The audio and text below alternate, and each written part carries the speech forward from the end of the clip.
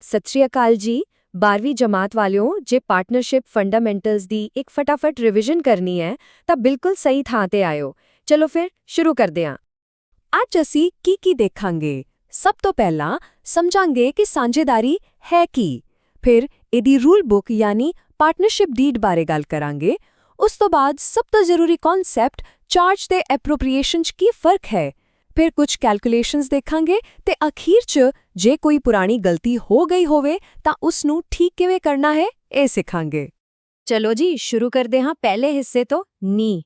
ਤਾਂ ਸਵਾਲ ਇਹ ਹੈ ਕਿ ਆਖਿਰ ਇਹ ਸਾਂਝੇਦਾਰੀ ਯਾਨੀ ਪਾਰਟਨਰਸ਼ਿਪ ਹੈ ਕੀ? ਜ਼ਰਾ ਸੋਚੋ, ਦੋ ਦੋਸਤ ਮਿਲ ਕੇ ਟੀ-ਸ਼ਰਟਾਂ ਦਾ ਕੰਮ ਸ਼ੁਰੂ ਕਰਦੇ ਨੇ।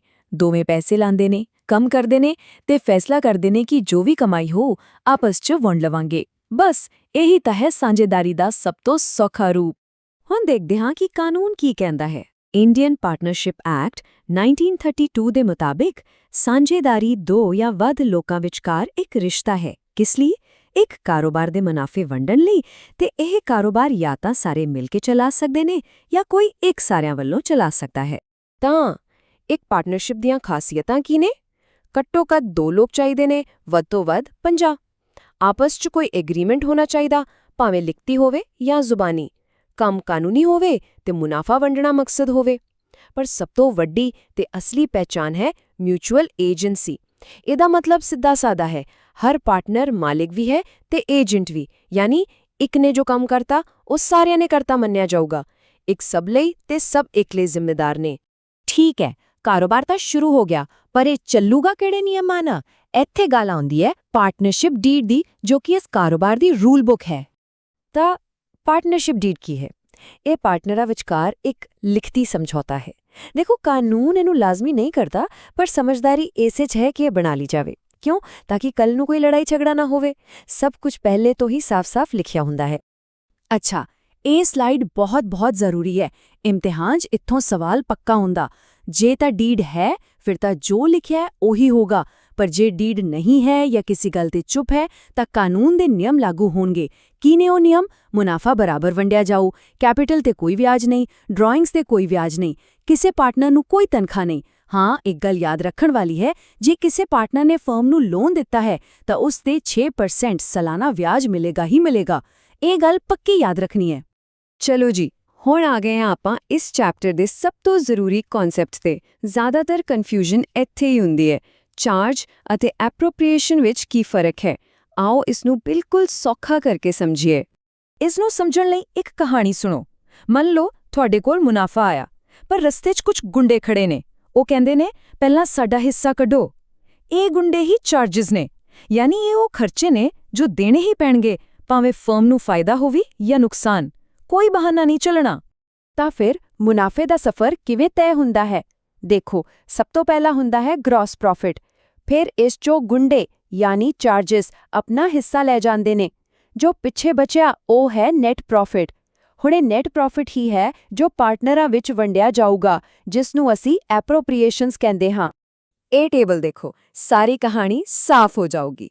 ਚਾਰਜ ਇੱਕ ਖਰਚਾ ਹੈ ਜੋ ਨੁਕਸਾਨ ਹੋਣ ਤੇ ਵੀ ਦੇਣਾ ਪੈਂਦਾ ਹੈ ਤੇ P&L ਅਕਾਊਂਟ 'ਚ ਜਾਂਦਾ ਹੈ, ਜਿਵੇਂ ਪਾਰਟਨਰ ਨੂੰ ਦਿੱਤਾ ਗਿਆ ਕਿਰਾਇਆ। ਦੂਜੇ ਪਾਸੇ ਐਪਰੋਪ੍ਰੀਏਸ਼ਨ ਮੁਨਾਫੇ ਦੀ ਵੰਡ ਹੈ। ਇਹ ਤਾਂ ਹੀ ਦਿੱਤਾ ਜਾਊ ਜੇ ਮੁਨਾਫਾ ਹੋਵੇ, ਤੇ ਇਹ P&L ਐਪਰੋਪ੍ਰੀਏਸ਼ਨ ਅਕਾਊਂਟ 'ਚ ਜਾਂਦਾ ਹੈ, ਜਿਵੇਂ ਪਾਰਟਨਰ ਨੂੰ ਤਨਖਾਹ ਜਾਂ ਕੈਪੀਟਲ ਤੇ ਵਿਆਜ। ਬਸ ਇਹੀ ਮੁੱਖ ਫਰਕ ਹੈ। ਚਲੋ, ਥਿਊਰੀ ਤਾਂ ਸਮਝ ਲਈ, ਹੁਣ ਥੋੜੀ ਪ੍ਰੈਕਟੀਕਲ ਗੱਲ ਕਰੀਏ। ਦੋ ਮੁੱਖ ਕੈਲਕੂਲੇਸ਼ਨਸ ਦੇਖਦੇ ਹਾਂ, ਇੰਟਰਸਟ ਔਨ ਕੈਪੀਟਲ ਤੇ interest on drawings. Interest on capital ਲਈ ਇੱਕ ਗੱਲ ਪੱਲੇ ਬੰਨ੍ਹ ਲਓ, ਇਹ ਹਮੇਸ਼ਾ ਓਪਨਿੰਗ ਕੈਪੀਟਲ ਤੇ ਕੈਲਕੂਲੇਟ ਹੁੰਦਾ ਹੈ, ਯਾਨੀ ਸਾਲ ਦੇ ਸ਼ੁਰੂ 'ਚ ਜੋ ਪੂੰਜੀ ਸੀ ਉਸ ਤੇ। ਹਾਂ, ਜੇ ਕੋਈ ਸਾਲ ਦੇ ਵਿਚਕਾਰ ਹੋਰ ਪੂੰਜੀ ਲਿਆਉਂਦਾ ਹੈ ਜਾਂ ਪੂੰਜੀ ਵਿੱਚੋਂ ਪੈਸੇ ਕੱਢਦਾ ਹੈ ਤਾਂ ਫਰਕ ਪਊਗਾ, ਪਰ ਨਿੱਜੀ ਖਰਚਿਆਂ ਲਈ ਕੱਢੇ ਪੈਸੇ ਯਾਨੀ ਡਰਾਇੰਗਸ ਦਾ ਇਸ ਤੇ ਕੋਈ ਅਸਰ ਨਹੀਂ ਹੁੰਦਾ। ਹੁਣ ਗੱਲ ਕਰਦੇ ਹਾਂ ਇੰਟਰਸਟ ਔਨ ਡਰਾਇੰਗਸ ਦੀ। ਇੱਥੇ ਮੈਥਡ ਇਸ ਗੱਲ ਤੇ ਡਿਪੈਂਡ ਕਰਦਾ ਹੈ ਕਿ ਪੈਸੇ ਕਿਵੇਂ ਕੱਢੇ ਗਏ। ਜੇਕਰ ਵੱਖ-ਵੱਖ ਤਰੀਕਾਂ ਤੇ ਵੱਖ-ਵੱਖ ਰਕਮਾਂ ਕੱਢੀਆਂ ਨੇ, ਯਾਨੀ ਇਰੈਗੂਲਰ ਡਰਾਇੰਗਸ, ਤਾਂ ਸਿੰਪਲ ਜਾਂ ਪ੍ਰੋਡਕਟ ਮੈਥਡ ਵਰਤਾਂਗੇ। ਪਰ ਜੇਕਰ ਹਰ ਮਹੀਨੇ ਜਾਂ ਹਰ 3 ਮਹੀਨੇ ਬਾਅਦ ਇੱਕੋ ਜਿੰਨੀ ਰਕਮ ਕੱਢੀ ਹੈ, ਯਾਨੀ ਰੈਗੂਲਰ ਡਰਾਇੰਗਸ, ਤਾਂ ਐਵਰੇਜ ਪੀਰੀਅਡ ਮੈਥਡ ਨਾਲ ਕੰਮ ਬਹੁਤ ਸੌਖਾ ਹੋ ਜਾਂਦਾ ਹੈ। ਚਲੋ ਜੀ, ਆਖਰੀ ਪੜਾਅ ਤੇ ਆ ਗਏ। ਹੁਣ ਕੀ ਹੋਇਆ? ਕੰਮ ਕਰਦਿਆਂ ਪਤਾ ਲੱਗਾ ਕਿ ਪਿਛਲੇ ਸਾਲ ਦੀਆਂ ਕਿਤਾਬਾਂ 'ਚ ਤਾਂ ਕੋਈ ਗਲਤੀ ਹੋ ਗਈ, ਕੁਝ ਦੇਣਾ ਭੁੱਲ ਗਏ, ਤਾਂ ਹੁਣ ਕੀ ਕਰੀਏ? ਘਬਰਾਉਣ ਦੀ ਲੋੜ ਨਹੀਂ। ਸਾਰੀਆਂ ਪੁਰਾਣੀਆਂ ਕਿਤਾਬਾਂ ਨੂੰ ਕੱਟਣ-ਵੱਢਣ ਦੀ ਕੋਈ ਲੋੜ ਨਹੀਂ। ਇਸ ਦਾ ਇੱਕ ਬਹੁਤ ਹੀ ਸੌਖਾ ਹੱਲ ਹੈ।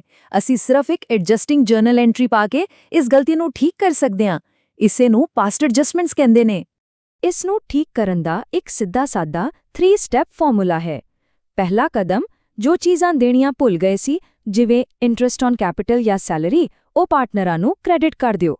ਦੂਜਾ ਕਦਮ, ਜਿੰਨਾ ਕੁੱਲ ਕ੍ਰੈਡਿਟ ਕੀਤਾ ਹੈ ਉਸ ਨੂੰ ਇੱਕ ਤਰ੍ਹਾਂ ਦਾ ਨੁਕਸਾਨ ਮੰਨ ਕੇ ਪਾਰਟਨਰਾਂ ਤੋਂ ਉਹਨਾਂ ਦੀ ਪ੍ਰੋਫਿਟ ਸ਼ੇਅਰਿੰਗ ਰੇਸ਼ੋ ਵਿੱਚ ਵਾਪਸ ਲੈ ਲਓ, ਯਾਨੀ ਡੈਬਿਟ ਕਰ ਦਿਓ। ਤੀਜਾ ਕਦਮ, ਹੁਣ ਹਰ ਪਾਰਟਨਰ ਦਾ ਨੈਟ ਇਫੈਕਟ ਕੱਢ ਲਓ। ਦੇਖੋ ਕਿਸ ਕੋਲ ਡੈਬਿਟ ਵੱਧ ਹੈ ਤੇ ਕਿਸ ਕੋਲ ਕ੍ਰੈਡਿਟ। ਬਸ ਤੁਹਾਡੀ ਐਡਜਸਟਮੈਂਟ ਐਂਟਰੀ ਤਿਆਰ ਹੈ। ਤਾਂ ਫਿਰ ਸਾਰੀ ਗੱਲ ਦਾ ਨਿਚੋੜ ਕੀ ਹੈ? ਜੇ ਇਸ ਪੂਰੇ ਵਿਸ਼ਲੇਸ਼ਣ ਤੋਂ ਸਿਰਫ ਇੱਕ ਗੱਲ ਨਾਲ ਲੈ ਕੇ ਜਾਣੀ ਹੋਵੇ ਤਾਂ ਉਹ ਇਹ ਹੈ, ਚਾਰਜ ਜੋ ਕਿ ਇੱਕ ਖਰਚਾ ਹੈ ਅਤੇ ਐਪਰੋਪ੍ਰੀਏਸ਼ਨ ਜੋ ਕਿ ਮੁਨਾਫੇ ਦੀ ਵੰਡ ਹੈ। ਇਹਨਾਂ ਦੋਹਾਂ ਵਿਚਲਾ ਫਰਕ ਸਮਝਣਾ ਹੀ ਪਾਰਟਨਰਸ਼ਿਪ ਅਕਾਊਂਟਿੰਗ ਦੀ ਮਾਸਟਰ ਚਾਬੀ ਹੈ। ਅਖੀਰ 'ਚ ਇੱਕ ਸਵਾਲ, ਇੱਕ ਸਾਂਝੇਦਾਰੀ ਵਿੱਚ ਸਭ ਤੋਂ ਜ਼ਰੂਰੀ ਕੀ ਹੈ, ਪੈਸਾ ਜਾਂ ਭਰੋਸਾ? ਦੇਖੋ, ਅਕਾਊਂਟਿੰਗ ਸਾਨੂੰ ਨਿਯਮ ਤਾਂ ਸਿਖਾ ਦਿੰਦੀ ਹੈ, ਪਰ ਇੱਕ ਪਾਰਟਨਰਸ਼ਿਪ ਦੀ ਅਸਲੀ ਕਾਮਯਾਬੀ ਸ਼ਾਇਦ ਇਹਨਾਂ ਨਿਯਮਾਂ ਤੋਂ ਵੀ ਪਰੇ ਕਿਸੇ ਚੀਜ਼ ਤੇ ਟਿਕੀ ਹੁੰਦੀ ਹੈ। ਜ਼ਰਾ ਸੋਚਿਓ। ਅਗਲੀ ਵਾਰ ਫਿਰ ਮਿਲਾਂਗੇ। ਧੰਨਵਾਦ।